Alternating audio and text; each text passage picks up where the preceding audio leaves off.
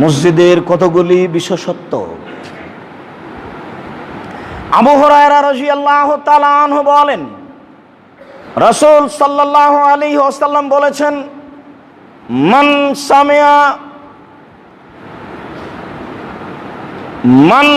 Samia যাল্লাতান feel মসজিদ, কেউ যদি শুনতে পায় হারিয়ে যাওয়া জিনিস মসজিদে খুঁজছে, ফালিয়াকুল, তাহলে তাকে বলতে হবে জরুরিভাবে, লা রাদ্দাহাল্লাহু আলাইকা, তোমার হারিয়ে যাওয়া জিনিস যেন আল্লাহ তোমাকে ফেরত না দেয়। ফাইনাল মাসাজিদা লাম তুবনা লিহাজা, নিশ্চয় মসজিদ সমূহ মানুষের হারিয়ে যাওয়া জিনিস অন্বেষণ খোঁজার জন্য তৈরি করা হয়নি। হাদিস বুখারী মুসলিম, জোরালো আদেশ। ছাগল হারিয়ে গেছে এই কথা মসজিদে ঘোষণা দেওয়া যায় না। কোনো কাপড় চোপড় কোনো কিছু হারিয়ে গেছে এটাও মসজিদে ঘোষণা দেওয়া যায় না। মানুষের মরা এটাও জাহেলিয়াতি চিৎকার, তাই মসজিদে দেওয়া যায় না। চিৎকার করে ঘোষণা দেওয়া অমুক তার নিজ ভবনে মেডিকেলে রাত 11টার সময় মারা গেছে, মরহুমের জানাজা বিকাল 3টায় হবে, আপনাদেরকে উপস্থিত হওয়ার জন্য অনুরোধ জানানো হচ্ছে। এইটা হচ্ছে জাহেলিয়াতি চিৎকার। জাহেলিয়াতের যুগে, ইসলাম আসার পূর্বে কোনো মানুষ মারা গেলে এইভাবে চিৎকার করা হতো। তাহলে কি ডাকা যাবে না?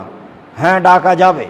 রাসূল সাল্লাল্লাহু আলাইহি সাল্লাম জানাজার জন্য মানুষ ডেকেছেন, ডাকতে বলেছেন, যা আগে নীতি ছিল। এখনো মানুষ নিজে গিয়ে মোবাইলের মাধ্যমে মুখে মুখে বলতে পারে, যেখানে চিৎকার থাকবে না। চিৎকার করে জানানোই হচ্ছে জাহেলিয়াতের যুগের নীতি। রাসূল সাল্লাল্লাহু আলাইহি সাল্লাম বললেন, কেউ যদি মসজিদে হারিয়ে যাওয়া জিনিস খুঁজে, তাহলে তোমার জন্য উচিত, এটা জরুরি আদেশ, তাকে আদেশ পালন করতেই হবে। আল্লাহ যেন আপনাকে এই জিনিসটা ফেরত না দেয়। আল্লাহ দিবেন না দিবেন তার ব্যাপার, তবে আপনাকে শুনলে কথা বলতে হবে, এটা আদেশ। এইভাবে আদেশ করেছেন যে খুঁজছে সে শুনলে তো কষ্ট পাবে, ও তো আর বুঝে না, ওকে এটা খুঁজতেই হবে না, বাইরে দাঁড়িয়ে থাকতে হবে।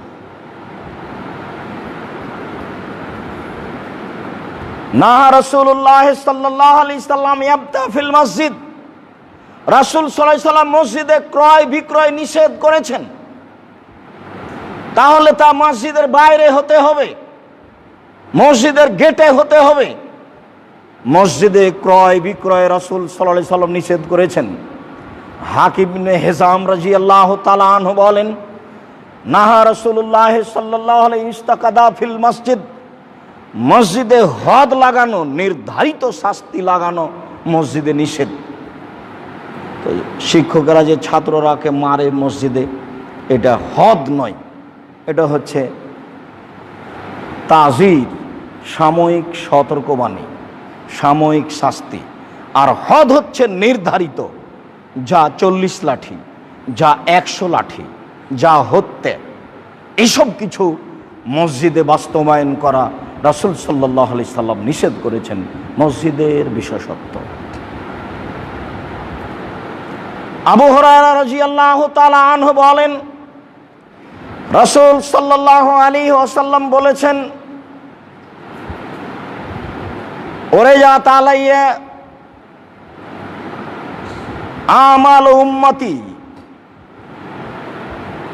হাসানুহা ওয়া সাইয়্যুহা, আমার উম্মতের সমস্ত নেকি আমার সামনে পেশ করা হলো। দেখলাম আমার উম্মতের সব পাপ আর নেকি আমার সামনে পেশ করা হলো। পাপ আর নেকি, পাপ আর নেকি। তিনি বলেন, ওয়া আহসানু আমালিহা, আমার উম্মতের সবচেয়ে উত্তম নেকি যেটা আমার সামনে পেশ করা হলো, সেটা দেখলাম আল আদা ইমাতু আনিত তরিক, রাস্তা থেকে কষ্টদায়ক জিনিস সরিয়ে দেওয়ার যে নেকি, এই নেকিটা সবচেয়ে উত্তম, সবচেয়ে ভালো, সবচেয়ে বড় হিসেবে আমার সামনে পেশ করা হলো। রাস্তার বিষয়টি ভিন্ন, যেখানে রাস্তা নিয়ে গন্ডগোল হবে সেখানে রাস্তা ডবল হবে, এটা রাসূলের আদেশ। যদি এই মসজিদের রাস্তা 3 দিন বন্ধ ছিল, ধর্ম যখন মানুষের অবগতিতে থাকে না, তখন মানুষ যা ইচ্ছে তাই করতে পারে। আর যখন মানুষ রক্তের বলে, ক্ষমতার বলে চলে, তখন মানুষ বিবেচনা করতে পারে না।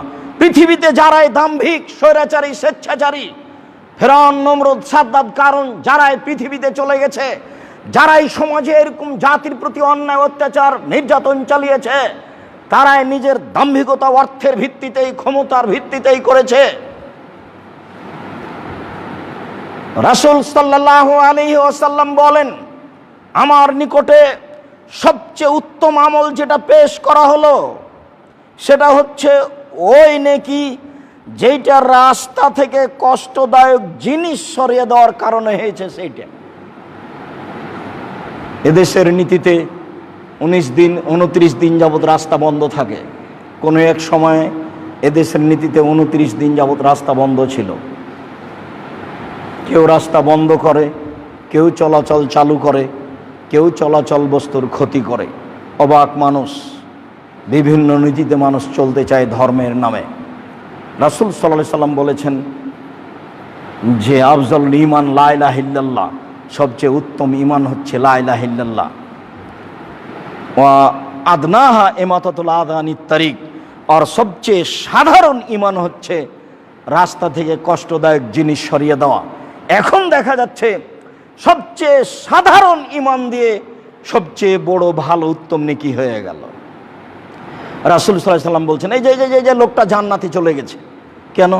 রাস্তায় একটা গাছ পড়েছিল, কেটে সরিয়ে দিয়েছে, এই জন্য।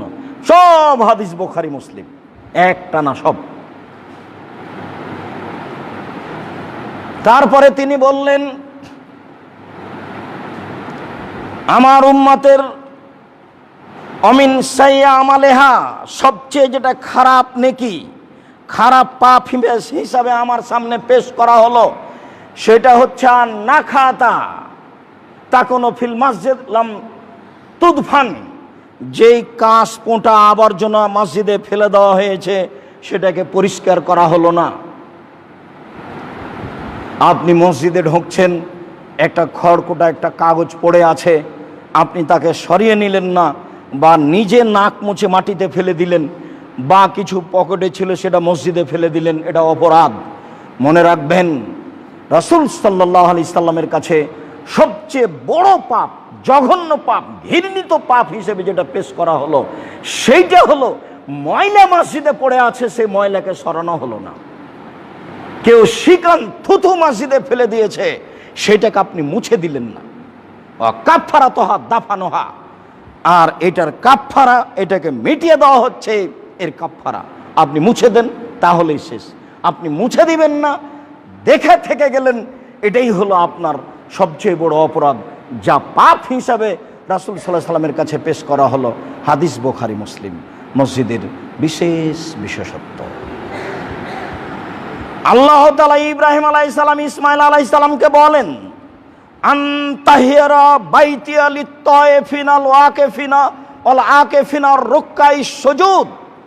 ইব্রাহিম, ইসমাঈল, বাপ বেটা দুইজনই শুনে রাখুন, আমার এই কাবা ঘরকে যারা সালাত আদায় করে, যারা তওয়াফ করে, যারা সিজদা করে, যারা ইতিকাফ করে, তাদের জন্য পরিষ্কার পরিচ্ছন্ন ঝকঝক করে রাখুন।